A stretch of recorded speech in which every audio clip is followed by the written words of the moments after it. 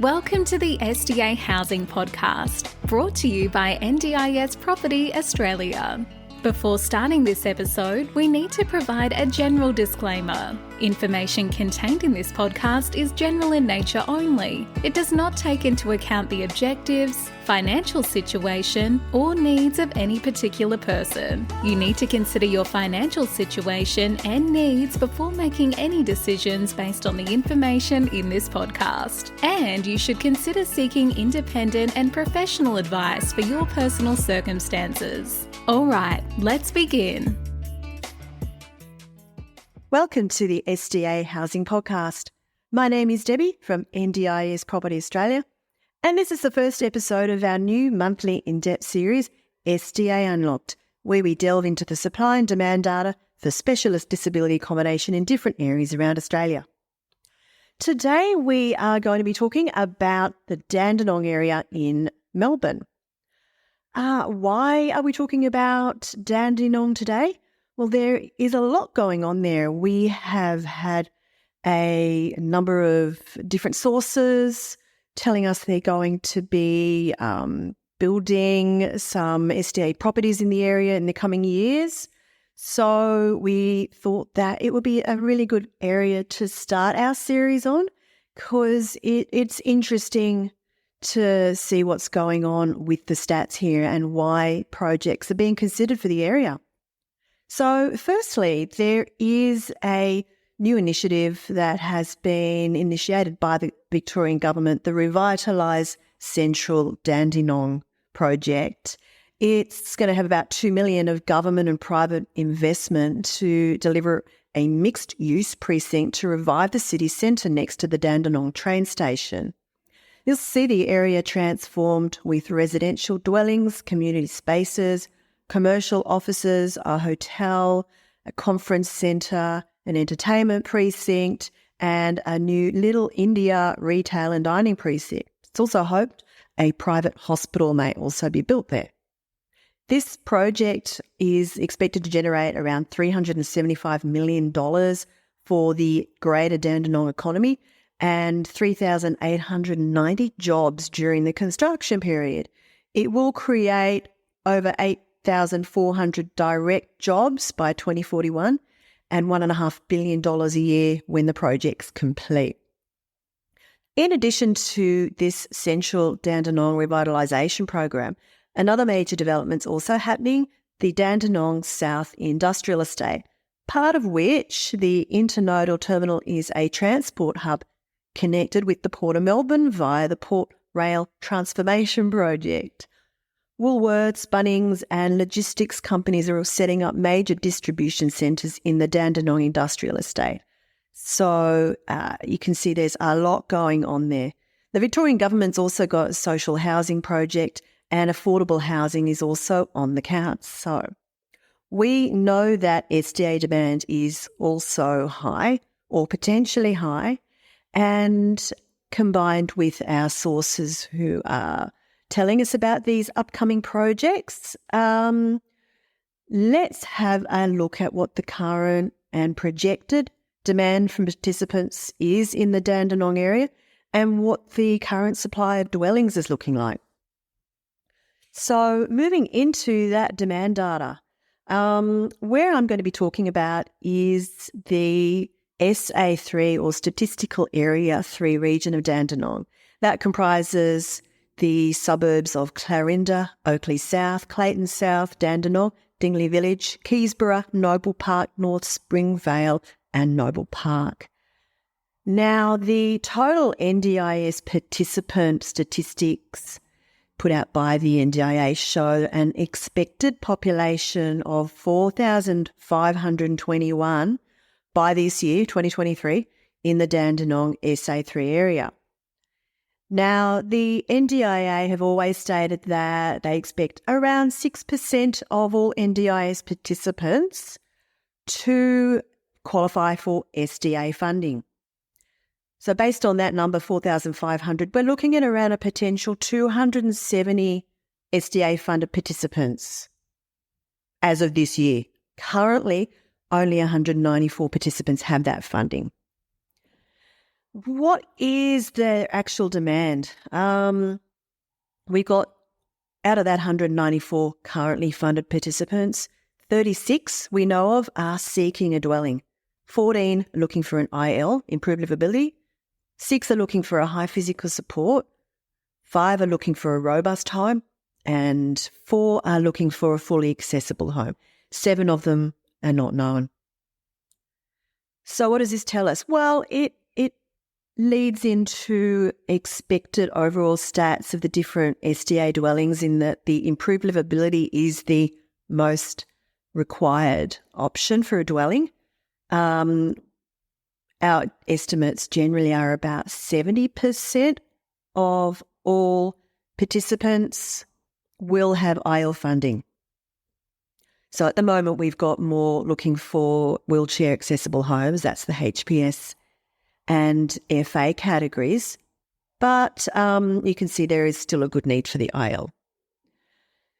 Now, that's the demand. What about the supply? What we do know is that in the Dandenong area, there are 61 enrolled dwellings. This is as per the NDIA quarterly stats that come out every 3 months. And the latest stats that we are working off currently are as of the 30th of September. The new stats won't be coming out until February. So we don't have anything more recent to go from, unfortunately. So anyway, 61 dwellings, of which 40 are existing and legacy. What does that mean?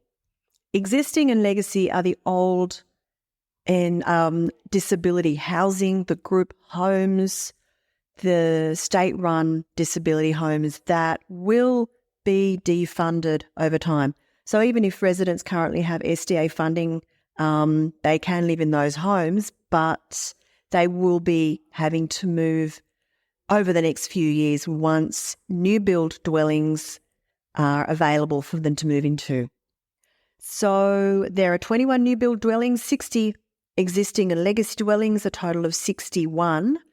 I have done a calculation of the actual number of residents in these dwellings because those stats also tell us that there are so many one-resident dwellings, so many two-resident dwellings, etc., etc. So we got a total of 189 places for residents in those 61 dwellings. As I said, 40 are existing and legacy, so around 2/3 of the dwellings. So we're looking at something like 144 residents currently living in the old style homes that are going to have to move. Now, we've got a current known demand of 36 participants looking for a home. So that is likely to increase as high as 150 in the next few years. Taking into account the overall increase in NDIS participant numbers, so those current numbers are based on the NDIS's demand data as of 2023. NDIS has stated that by 2032, the number of Australians in the scheme will be over 1 million. Currently, there are about 550,000. So we could say that the participant numbers are going to double. If the expected number of NDIS participants that will qualify for SDA funding remains at the 6% that the NDIA have quoted all along, we could say that if the participant numbers double, we could have an additional 200 SDA-funded participants in the Dandenong area in the next 10 years. So let's talk about the next 5 years, make it a bit more realistic. Let's call that half that number. We could potentially have a demand for 150 current plus another 100 participants in the next 5 years until 2028. Number of dwellings those 250 participants would likely need, possibly around about, you could say half. So possibly around 125 additional dwellings required over the next 5 years. and we currently have 61. So let's have a look at what we know is in the pipeline. Pipeline dwellings are also some of the information that the NDI provide in their quarterly stats. However, they don't, unfortunately, provide that information broken down into the SA3 regions, the statistical area 3 regions. They only provide it based on the larger SA4 region. And Dandenong falls under the Melbourne Southeast SA4 area, and that also comprises the Cardinia, KC North, KC South, and Monash SA3 regions. Now, I've gone through and calculated the number of NDIS participants in all those different regions and worked out that Dandenong accounts for around 25% of the total SA4 area. So without any better, more detailed statistics put out by the NDIA, at the moment that is probably the only way we can really figure out what the pipeline might be in Dandenong. So what are the pipeline figures? We have 81 dwellings that are supposedly under construction or going under construction. This is based on what the NDIA is advised when builders and developers are putting in the plans for SDA assessment, which has to happen at the commencement or before the commencement of a build. They have to notify the NDIA and have their plans assessed to be SDA compliant. Again, that SDA assessment happens at the completion of build to make sure that it does comply with the SDA design guidelines. So these are not all necessarily going to eventuate into an SDA house, but you would probably say that a lot of them certainly will be going ahead. So let's work on that 81 number, of which 25% would be around about 20. We also know the different design category, the build type, and the number of places that are going to be built. So what do we know about these pipeline dwellings? And I'm going to go back to the overall SA4 Melbourne Southeast region, 81 dwellings. 41, so just over 50%, are high physical support. 30 are robust. 9 are IL, improved livability, and 1 is FA, fully accessible. So what we can see here, which is kind of bucking the trend from what we've seen around other parts of Australia, is that over, about 40% are actually robust, which is great to see. It also means that the majority of dwellings that are going to need to be built in addition to these pipelines will be for the other 3 levels, because we know that around about 10% of all SDA-funded participants will be robust category. So that's a good thing to know. The build type, there are 4 different categories. There are apartments, villa, duplex, townhouse, house, and group home. Those are the 4 different build type categories. And of course, those can have different numbers of rooms and number of participants in those various dwellings. So taking all that into account, what I have determined is that the pipeline places that are looking at being built in the Melbourne Southeast region are 74 high physical support, 57 robust, 16 improved livability, 1 fully accessible. And by build type, we have 26 places in apartments, of which there are 26 apartments. So those are obviously all 1-tenant apartments being planned in the planning. There are 21 pipeline places in villa, duplex, townhouses, of which there are 15. There are 92 places in 38 houses, and there are 9 places in 2 group homes. So again, you could take 20% of all of those if you wanted to go into a guesstimate of what might be being planned in the Dandenong area. But again, looking at the overall figures, we would say there could be estimated to be around 37 places under development in Dandenong. So if we assume that there are 20 dwellings, 37 places, and we need up to 125 additional dwellings, then we are going to need another 100-odd dwellings being built in the Dandenong area. That takes me back to something I mentioned at the beginning of this episode, that we have been advised by various sources of some projects in the planning stages. Now, this is pre the NDIA being notified. So they're not in the NDIA's official pipeline figures, but we know of around about another 80, 85 units that are being looked at being built in big unit apartment complexes in central Dandenong. So how does that impact the dwellings required in the coming years? Being all apartments, it means that there's probably going to be a requirement for houses in the area for those participants who have funding for houses or townhouses or group homes. So the apartments are a great thing to have. They're always going to be central. They're going to have on-site carers.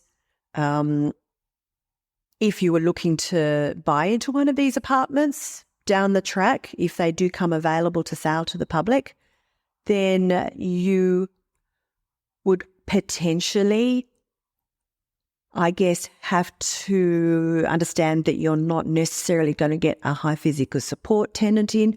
You're not maybe even going to get a tenant in there who would have funding for a unit, and therefore you would likely be looking at a lower income than what is potentially possible.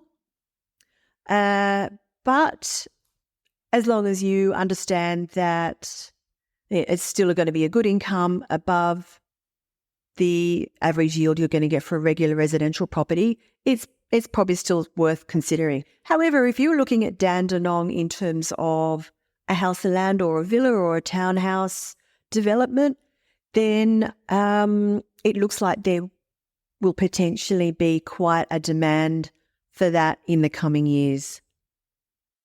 So that sort of sums up what the supply and demand statistics, the data is telling us, and take from that what you will, whether you think Dandenong is likely to be a good area in the future to invest in or not.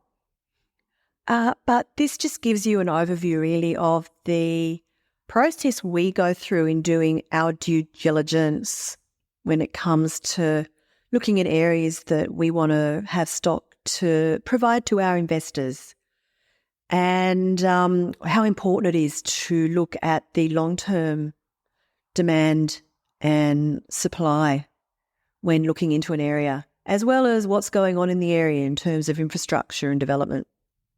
So we would encourage you to contact us if you've got any queries about this. If you want to know more about these in-depth Dandenong stats, I'd be very happy to discuss it with you further. You can drop me a line at info@ndis.property. Or alternatively, if there's other areas that you want to know about and you would like to hear about on a future episode, then please let Erin know, erin@participants.com.au, which areas you want to know the detailed supply and demand about, and we'll be more than happy to include that in a future podcast. So thank you for sticking with me through all these mind-numbing figures. And I hope that you got something out of it. And I look forward to going into a new area, giving you the lowdown on it in the next episode. So until then. We hope you enjoyed this episode. Please make sure you are subscribed and following us so you can keep in the loop with all of our upcoming episodes. We would really appreciate it if you could leave us a 5-star rating, a written review, and to share this podcast with those that could benefit. Until next time, catch you on the next episode.